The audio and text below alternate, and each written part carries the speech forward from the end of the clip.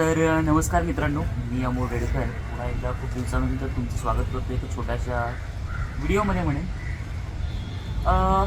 मित्रांसमवेत आलो होतो मालवणला. काही पुण्याचे मित्र आहेत, काही आपले गावचे सवंगडीसुद्धा आहेत. जॉबवरचं जरा कंटाळले होते, जॉबवरती रोज रोज काम करून, म्हणून थोडंसं विसावा देण्यासाठी आम्ही आलो होतो मालवणला. पाठीमागं पाहताय तुम्ही, तिकडे समुद्र आहे दिसतोय, त्याची दाज पण ऐकायला येते, आपल्याला आवाज येतो.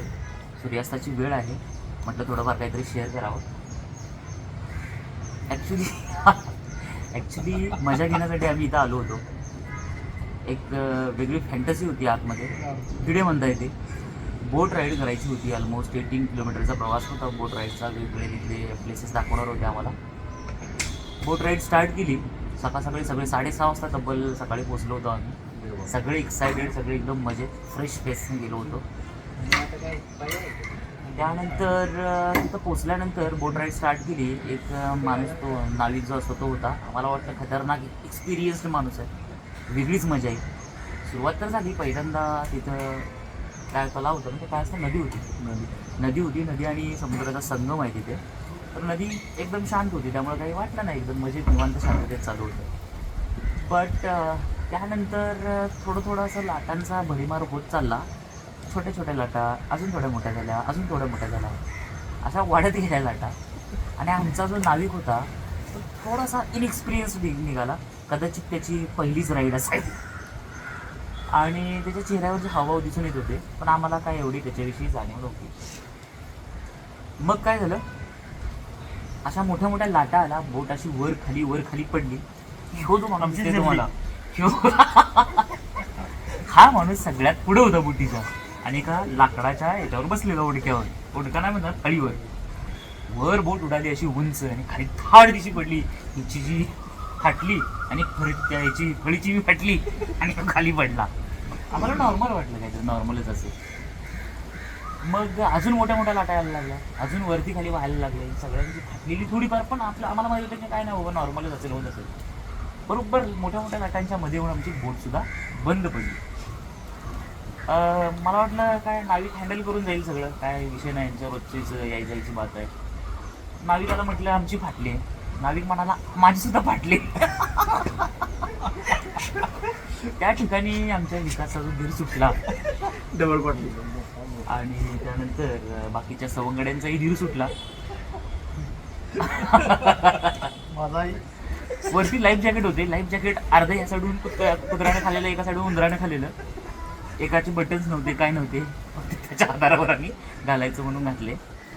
त्याच्यानंतरची पुढची गोष्ट म्हणजे त्या नाविकाला हे समजलं नाही की ह्या इमर्जन्सी सिच्युएशनमध्ये आपण कोणाला तरी फोन करायला हवा. ते फोन करायचं सोडून तो वरती एक वल्ला बांधलेला होता उडीसाठी, हे करायसाठी. तो काढायचा, तो ट्राय करत होता. तो असा बांधला होता की तीन त्यांना आयुष्य पुढची घेतली तरी ते सुटणार नव्हतं. तेही त्यानं बघितलं, तेही नाही झालं. जरा दुसरीकडे कुठेतरी फाळके बिळके काढायचा ट्राय केला. बोट वरती उडाली, खाली ते मोडला, फडका गाडीला खाली आला, सगळा फडकाच्या तसा.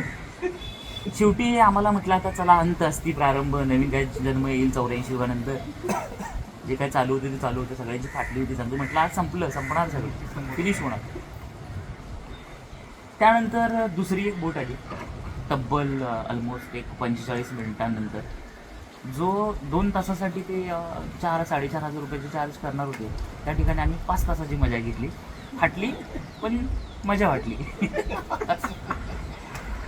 देन मग कशाचं थोड्या वेळानंतर पाहतो तर तो माणूस त्या इंजिनचे काय असतं ट्रिगर, त्याला काय बोलतो, स्टार्टर ओढतच होता. काही चालू झालं नाही. स्टार्टरच्या ह्याच्यामधनं सगळं डिझेल वगैरे पेट्रोल येऊन सगळं सांडलेलं होतं. वास गमगमीत सुटला. पहिली ओकारी मारली विकास शिवणकरांनी, दुसरी ओकारी मारली मी, तिसरी ओकारी अर्ध्यापर्यंत तशीच राहिली. माशांची मजा एकदम वेगळ्या फ्लेवरचा काहीतरी टाकला. येस. बरं हे झालं की थोड्या वेळानंतर आम्ही आमची बोट सरकत तिथून पुढं अशी गेली थोडीफार, जिथं की संत लाटा होत्या. तरी पण जरा वाटलंच होतं थोडंसं की बिकॉज 3 वर्षापूर्वी ह्या टाईपचा इन्सिडेंट झाला होता, ज्यामध्ये की लोक दगावली होती. त्यानंतर दुसरी बोट मागवली, त्याच्यामधलं इंजिन रिप्लेस केलं, ते इंजिन परत दुसरं बसवलं आणि त्यानंतर मग पुढं गेलो. पुढे गेल्यानंतर असे एक मोठे मोठे दोन काय म्हणतात त्याला दगडाचे हे आहेत टोकं, त्याच्यामधून ती बोट घालायची ॲक्टिव्हिटी असते. त्याच्या आधीच 2-3 मिनटापूर्वी आमच्या बोटच्या त्या फॅनमध्ये, मोटरच्या फॅनमध्ये एक जाळं सापडलं. पुन्हा बोट बंद पडली बरोबर मेन ठिकाणी.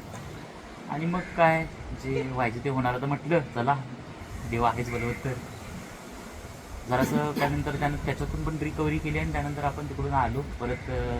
मग लालूने मी एक 3-4 किलो पित्त काढलं बाहेर येईपर्यंत. आणि तिकडून मग डायरेक्टली मग जेवढं होईल तेवढं सावरत स्वतःला आवरत आलो. पाया पडल्या त्या नाविकाच्या आलो. त्याला 600-700 रुपये पगार कमवून दिला आणि एक वेगळं ॲडव्हेंचर मजा घेतली. हे जस्ट कैद करून ठेवायचं होतं कॅमेऱ्यामध्ये म्हणून जस्ट एक्सप्लेनेशन. कुणाला काय बोलायचं? Anyone wants to share anything? भाऊ काय कसं वाटलं ट्रिपवर? कसं वाटलं ट्रिपवर? सर्व पर्सन सेफ्टी आहे याच्यात. काय चांगल्या गोष्टी केल्या आणि काय वाईट गोष्टी केल्या? काय असेल ते चांगलंच होतं, नवीन एक्सपिरियन्स होता. पुढच्या ट्रिपसाठी बेटर काय म्हणतात आपल्याला भेटलं काय? लाल तुला कसं वाटलं? तुझा फोन इथं बंद फोडणार, तुकडे करणार फोनचे.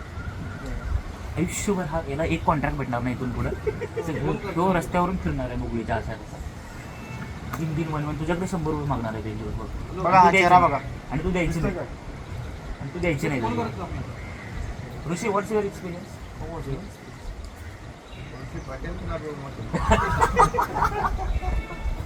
तुला कसं वाटलं? मालवणला खूप वर्ष मजा आली.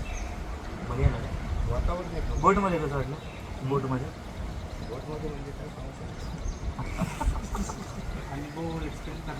ऋषी एकमेव असा माणूस होता जो ट्रॉमेटाईज झाला नव्हता. हाय त्याच्या ध्यान धरणीत गेला होता. कुणाशी एक शब्द नाही काय. प्लॅनिंग करत बोट पडली झाली तर कुठं ज्या पकडायचं नाही. ज्या माणसाने ऍक्शन घेतली तो एकमेव रमेशने ऍक्शन घेतली. बाकी आम्ही दोघं काय आपले काय म्हटलं आता माशांचं अन्न व्हायचं जायचं. मालवण श्री किताब मिळाला होता. वकार हुसेन मालवण श्री. हे सगळे प्लॅनिंग करणारे आमचे रामसर ठीक आहे. मजा आली, एन्जॉय आली, बढिया लगा. हो ते आता सूर्यास्त बघायला तिकडे जाणार आहे. So thank you. भेटू पुन्हा लवकरच नवीन ब्लॉग नाही मला, फक्त इंस्टाग्रामला मी हा व्हिडिओ टाकला. चलो होय. थँक्यू. काय टाकू त्याचा व्हिडिओ काय टाकू? हां सगळं